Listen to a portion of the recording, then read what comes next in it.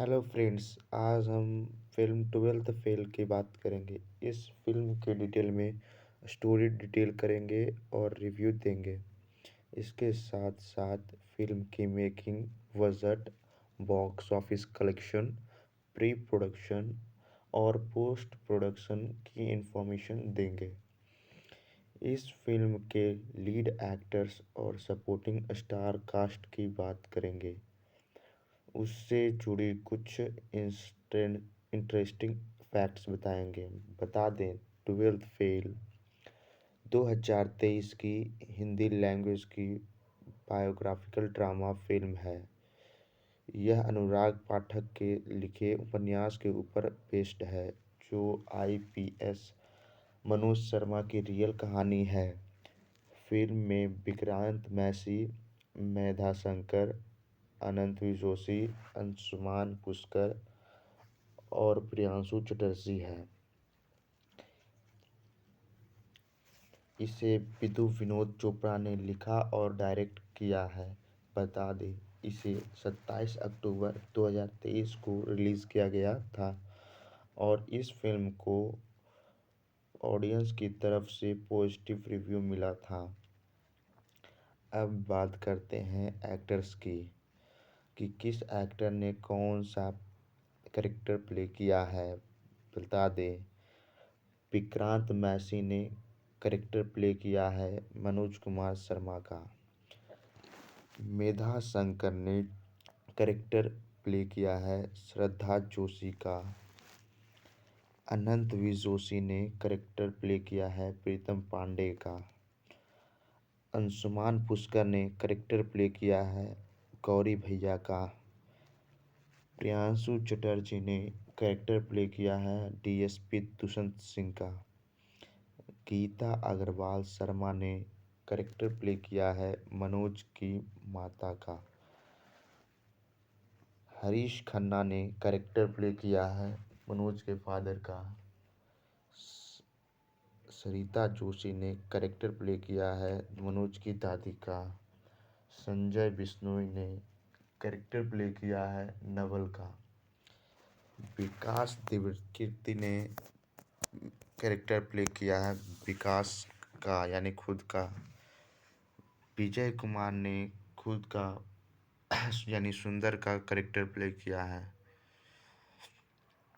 डैरिस चिनोई ने character play किया है मिस्टर सोलंके का। इस फिल्म के टेक्निकल टीम की बात करें तो बता दें, विधु विनोद चोपड़ा ने इसे डायरेक्ट किया है और लिखा भी है। इस फिल्म की कहानी अनुराग पाठक के लिखे नॉवल 12th फेल पर बेस्ड है और इसे प्रोड्यूस्ड किया है विधु विनोद चोपड़ा और योगेश ईश्वर ने। और इस फिल्म की डीओपी है रंगराजम रामभद्रन। जसकोवर कोहली और विनोद चोपड़ा ने इसकी एडिटिंग की है। अगर इस फिल्म के म्यूज़िक की बात करें तो म्यूज़िक को पोस्ट किया है शांतनु मोहित्रा ने। इस फिल्म की प्रोडक्शन कंपनी है विनोद चोपड़ा फिल्म्स और री स्टूडियो ने इस फिल्म का डिस्ट्रीब्यूशन किया है। इस फिल्म का रनिंग टाइम है 2 घंटा 26 मिनट। इस फिल्म का बजट था 10 करोड़। इस फिल्म की कहानी का बात करें तो बता दें, कहानी बहुत कमाल की है। फिल्म की कहानी 1997 से शुरू होती है। चंबल के एक छोटे से गांव में मनोज कुमार यानी विक्रांत मैसी रहता है। उसका 12th का एग्ज़ाम होने वाला है, इसलिए वो पढ़ाई के बजाय चिट बनाने में लगा हुआ है। मनोज की फैमिली में उसके माता पिता, दादी, एक भाई और एक बहन है। मनोज के पिता सरकारी नौकरी करते हैं और घर का खर्च उन्हीं से चलता है। मनोज के पिता एक ईमानदार कर्मचारी हैं और वो एक करप्ट विधायक के घोटाले वाले फाइल पर साइन करने से इनकार कर देते हैं। इसी वजह से विधायक उन्हें नौकरी से ही निकलवा देता है। मनोज के पिता गुस्से में विधायक चौहान के दफ्तर जाते हैं और उन्हें चप्पल से मारकर घर आ जाते हैं। दूसरे दिन पोस्टमैन मनोज के घर आता है। पता चलता है कि वो पोस्टमैन मनोज के पिता का सस्पेंशन लेटर लेकर आया है। मनोज के पिता की नौकरी चली जाने के बाद घर में तंगी आ जाती है और एक वक्त ऐसा आता है कि खाने के लाले पड़ जाते हैं। 2 वक्त की रोटी भी नसीब नहीं होती। घर वालों को अब सिर्फ मनोज से ही उम्मीद है कि वह 12th पास कर ले तो कहीं ना कहीं चपरासी की नौकरी तो उसे मिल ही जाएगी। वैसे घर में दादी को पेंशन मिलता है, लेकिन वो एक पाई भी घर को नहीं देती है। इसके बाद कॉलेज दिखाया जाता है, जहाँ 12वीं के एग्ज़ाम चल रहे हैं और वहाँ पता चलता है कि पिछली बार 200 में से 175 स्टूडेंट फेल इसलिए हो गए थे क्योंकि वह नकल ठीक से नहीं कर पाए थे। इसलिए इस बार टीचर ब्लैक बोर्ड पर आंसर खुद लिखते हैं ताकि सारे स्टूडेंट सही से लिख पाएँ और सभी स्टूडेंट्स सही से पास हो जाएं। तभी चेकिंग के लिए डीएसपी दुष्यंत सिंह आ जाते हैं। वो नकल करवाना रुकवा देते हैं और उस टीचर को गिरफ्तार कर लेते हैं क्योंकि दुष्यंत सिंह एक ईमानदार ऑफिसर है। अब मनोज के घर को दिखाया जाता है। इस घर में आमदनी का कोई भी सोर्स नहीं था, इसलिए मनोज के पिता दूसरे शहर जाकर काम करने लगते हैं और अपनी नौकरी वापस लाने के लिए कोर्ट कचहरी के चक्कर भी काटते हैं। दूसरी तरफ मनोज के साथ साथ उसके क्लास में जितने भी स्टूडेंट थे सब के सब फेल हो जाते हैं। अब मनोज कुमार पैसे कमाने के लिए कोई जुगाड़ लगाकर टैक्सी चलाने लगता है, जिसकी वजह से विधायक की बस में पैसेंजर कम चढ़ने लगते हैं और विधायक को नुकसान होने लगता है। इसलिए विधायक का आदमी उनसे झगड़ने लगता है और मनोज का भाई विधायक के आदमी की चप्पल से पिटाई कर देता है, जिसका अंजाम ये होता है कि विधायक का आदमी उन्हें लॉकअप में डलवा देता है। लॉकअप में पुलिस वाले इनकी बहुत पिटाई करते हैं। मनोज उस पुलिस वाले से कहता है, हमारी कोई भी गलती नहीं थी, हमें छोड़ दो वरना दुनाली से उड़ा दूंगा। इतना सुनने के बाद पुलिस वाले को गुस्सा आ जाता है और उससे कहता है, जा बंदूक लेकर आ, तेरे पास आज रात का ही वक्त है, तू मुझे उड़ा दे या फिर सुबह होते ही मैं तेरे भाई को उड़ा दूंगा। ये कहकर पुलिस वाला मनोज को यह कहता है कि घर से गन लेकर आ, क्योंकि उनके घर में एक गन ही थी। मनोज यहाँ से जाता है, लेकिन वो अपने घर ना जाकर डीएसपी दुष्यंत सिंह के घर चला जाता है। दुष्यंत सिंह मनोज से कहते हैं, कल सुबह आओ, पर मनोज कुमार उनसे कहता है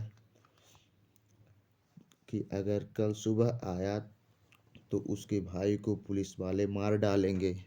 मनोज की सारी बातें सुनने के बाद दुष्यंत सिंह मनोज के साथ पुलिस स्टेशन में जाते हैं और उन दोनों को छुड़ाते हैं। इसके बाद दुष्यंत सिंह दोनों भाई को उनके घर छोड़ने जाते हैं।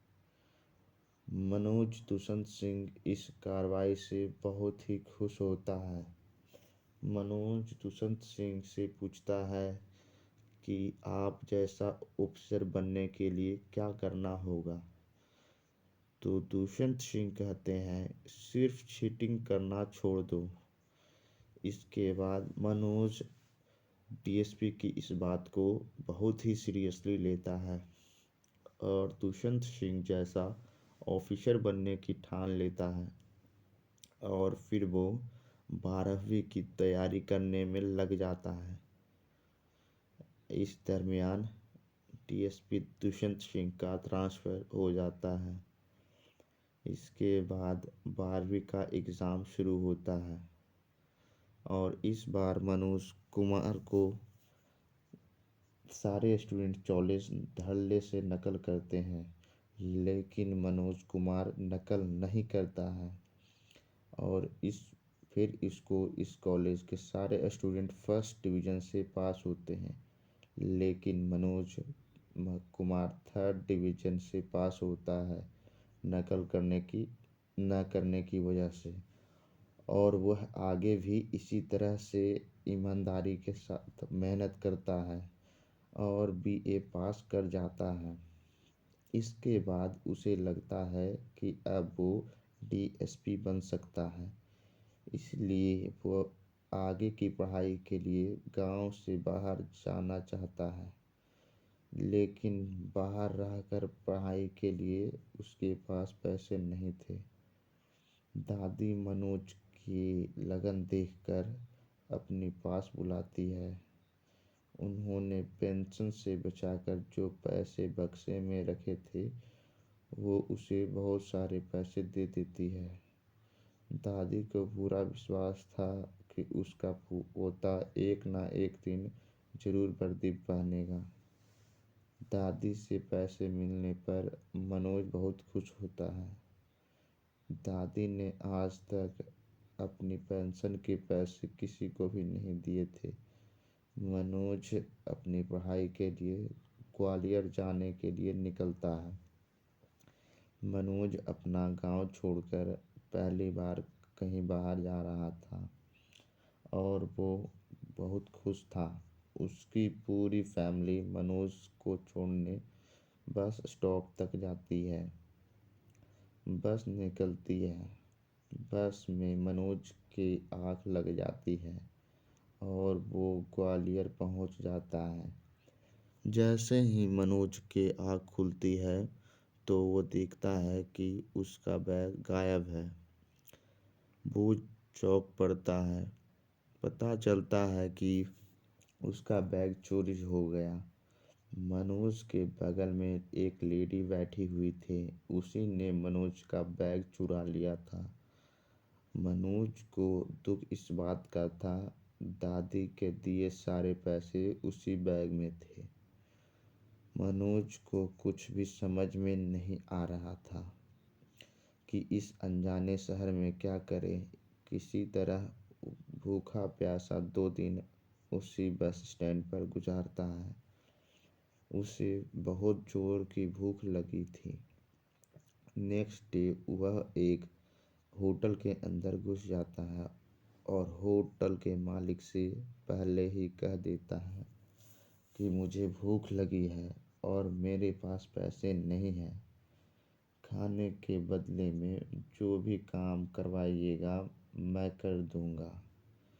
होटल का मालिक मनोज को खाना खिलाने का हुक्म देता है, लेकिन वो मनोज से पैसे नहीं लेते हैं और ना ही बदले में कोई काम करवाते हैं। इसी होटल में मनोज की मुलाकात सुंदर नाम के स्टूडेंट से होती है और जब सुंदर को पता चलता है कि मनोज भी यहाँ पीसीएस की तैयारी करने के लिए आया है, तो सुंदर मनोज से कहता है कि पीसीएस की वैकेंसी रद्द हो चुकी है। अब मनोज की समझ में नहीं आ रहा था कि अब वो क्या करे। आखिर में मनोज सुंदर से ही पूछता है, तुम क्या करोगे? सुंदर बताता है, अब तो वो दिल्ली जा रहा है, वहीं यूपीएससी की तैयारी करेगा। मनोज को यूपीएससी के बारे में कुछ भी पता नहीं था। जो यूपीएससी क्लियर करते हैं वो क्या बनते हैं, यूपीएससी क्या होता है, मनोज को तो सिर्फ पीसीएस और डीएसपी के बारे में ही पता था। सुंदर बताता है कि आईएएस डीएसपी का बाप होता है। मनोज सुंदर को अपने साथ ले जाने के लिए कहता है। मनोज के जिद करने पर सुंदर उसे अपने साथ ले जाता है और उससे को टिकट के पैसे भी देता है। इसके बाद दोनों दिल्ली के लिए निकल जाते हैं। दिल्ली पहुंचकर वो देखते हैं कि कंपटीशन बहुत ही ज़्यादा है। फिर भी वह दोनों गौरी भैया के यहाँ पर पहुंचते हैं। गौरी भैया यूपीएससी पास करने का ज्ञान देते हैं और गाइड भी करते हैं।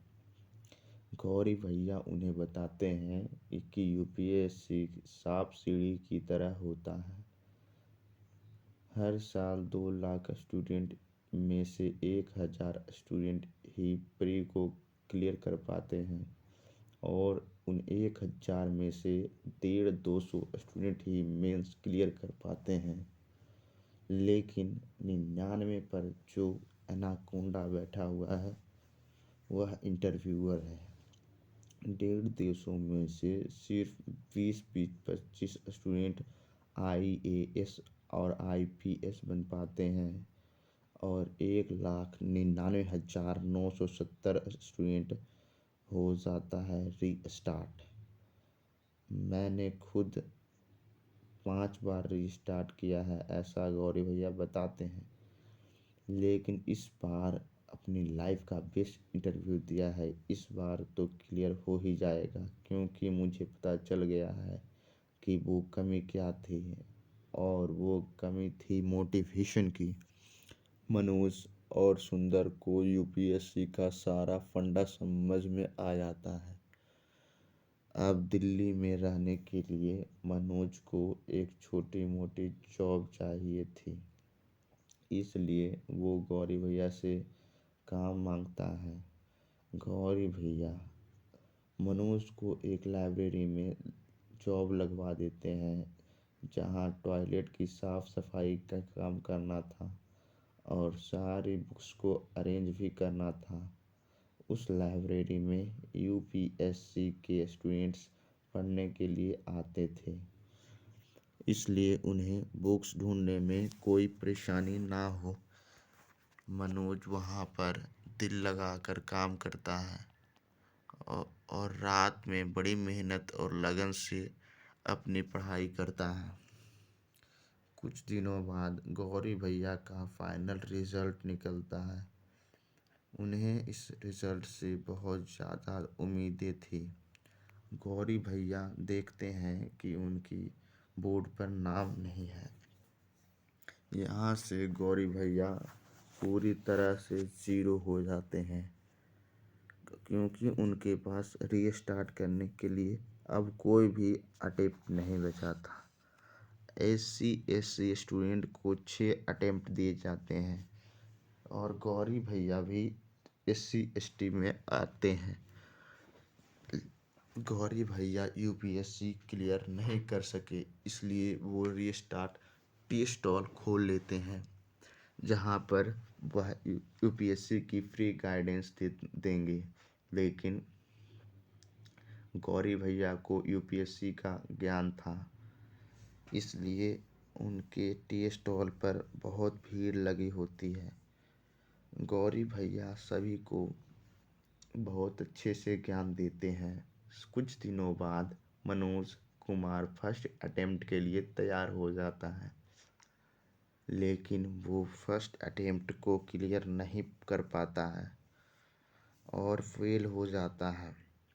ये बात जब गौरी भैया को पता चलती है तो मनोज से कहते हैं कि हमें करना होगा फिर से रीस्टार्ट।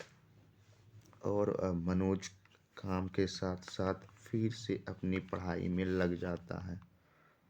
दिन रात एक करके वो पढ़ाई करता है। एक दिन मनोज इंग्लिश मीडियम के दीप नाम की स्टूडेंट से मिलता है जिसने यूपीएससी क्लियर किया है। दीप मनोज कुमार को चाय वाला समझता है। सुंदर दीप को बताता है कि ये भी एक यूपीएससी का स्टूडेंट है। तब दीप उससे कहता है कि तुम्हें किसी भी चीज़ की ज़रूरत पड़े मुझे बताना। इसके बाद मनोज फिर से पढ़ाई में लग जाता है और अब सेकेंड अटेम्प्ट के लिए पूरी तरह से तैयार हो जाता है। और फिर मनोज सेकेंड अटेम्प्ट में प्री क्लियर कर लेता है। वो बहुत ज़्यादा खुश होता है। अब मेंस को क्लियर करने की बारी थी, लेकिन इसके लिए कोचिंग की ज़रूरत पड़ती है। और जब वह कोचिंग की तलाश में निकलता है तो उसे पता चलता है कि इस कोचिंग में एडवर्टाइजमेंट के नाम पर धोखा दिया जा रहा है। यहीं उसकी मुलाकात श्रद्धा नाम की लड़की से होती है जो पीसीएस की तैयारी कर रही है। जब श्रद्धा को पता चलता है कि मनोज ने बिना किसी कोचिंग क्लास के सेकेंड अटेम्प्ट में ही प्री क्लियर कर लिया है तो मनोज से इम्प्रेस हो जाती है और वह लाइब्रेरी में उससे मिलने के लिए पहुंच जाती है। मनोज यहाँ काम भी करता है और पढ़ता भी है। श्रद्धा मनोज को एक इंजीनियर समझती है। इसके बाद दोनों साथ में टाइम स्पेंड करने लगते हैं। इसके बाद दोनों विकास सर की कोचिंग क्लास में पहुंच जाते हैं। वहाँ बहुत ज़्यादा स्टूडेंट थे और विकास सर मोटिवेशनल स्पीच भी दे रहे थे। वो कहते हैं कि आईएएस बनना बड़ी बात नहीं है। बड़ी बात यह है कि जिस कुर्सी पर बैठेंगे उससे आपकी इज्जत नहीं बल्कि आपसे उस कुर्सी की इज्जत होनी चाहिए। दोनों विकास सर की स्पीच से इम्प्रेस होते हैं। दूसरे दिन विकास सर मनोज कुमार को अपने पास बुलाते हैं क्योंकि मनोज ने टेररिज्म पर बहुत ही अच्छा लिखा था, इसलिए उसे 2 चॉकलेट देते हैं। और मनोज वो दोनों चॉकलेट लेकर श्रद्धा के पास जाता है और उसे दोनों चॉकलेट दे देता है। कुछ दिनों के बाद विकास सर मिसाइल के बारे में पढ़ाते हैं। मनोज ने अब्दुल कलाम की सारी बुक्स पढ़ रखी थी। विकास सर एक सवाल पूछते हैं। उस सवाल का जवाब मनोज को पता था लेकिन वो बताता नहीं है। तब श्रद्धा विकास सर से कहती है कि इस सवाल का जवाब मनोज को मालूम है। इसने अब्दुल कलाम की सारी बुक्स पढ़ी है। ये एक इंजीनियर का स्टूडेंट है। लेकिन यहाँ श्रद्धा को पता चलता है कि मनोज एक इंजीनियर नहीं है बल्कि बीए का स्टूडेंट था। ये सुनने के बाद श्रद्धा को लगता है कि मनोज ने ये बात छुपाई है। और दूसरी तरफ लाइब्रेरी में मनोज पर चोरी का इल्ज़ाम लग जाता है जबकि मनोज ने चोरी नहीं की थी। इसकी वजह से मनोज को गुस्सा आ जाता है और वो लाइब्रेरी की नौकरी छोड़ देता है और एक आटा चक्की में काम करना शुरू कर देता है। इसके बाद वो 15 घंटे